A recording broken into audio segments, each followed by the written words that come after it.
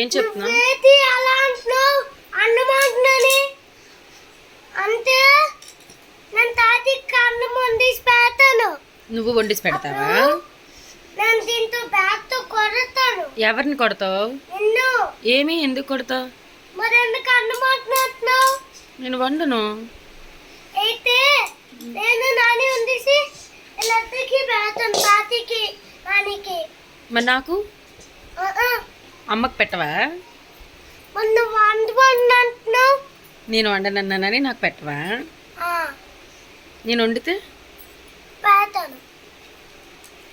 అయితే sorry. Okay. నేను వండేసి వాళ్ళిద్దరికి పెడితే నీకు ఓకేనా?